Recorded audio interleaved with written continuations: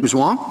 Mr. Chief Justice, and may it please the court, ask any American what our citizenship rule is, and they'll tell you, everyone born here is a citizen alike.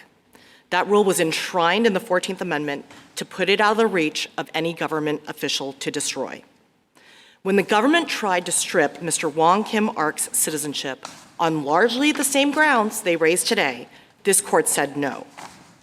30 years after ratification, this court held that the 14th Amendment embodies the English common law rule.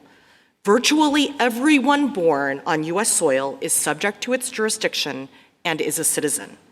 It excludes only those cloaked with a fiction of extraterritoriality because they are subject to another sovereign's jurisdiction, even when they're in the United States. A closed set of exceptions to an otherwise universal rule. My friend has now clearly said that the government is not asking you to overrule Wang Kim Ark.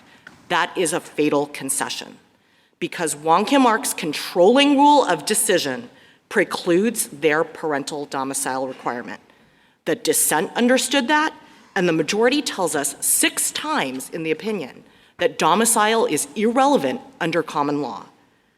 Lynch versus Clark was already the dominant American case on citizenship, and it held that the US-born daughter of temporary visitors from Ireland who took the baby back to Ireland with them, that daughter was a US citizen.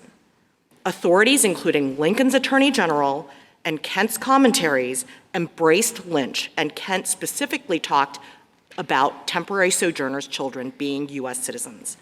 Justice Field said in 1884 that that reflected the general understanding.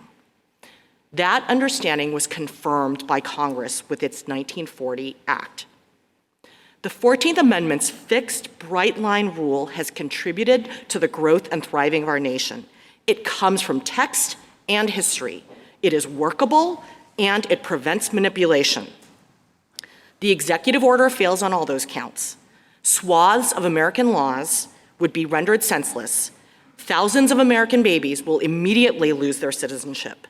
And if you credit the government's theory, the citizenship of millions of Americans, past, present, and future, could be called into question.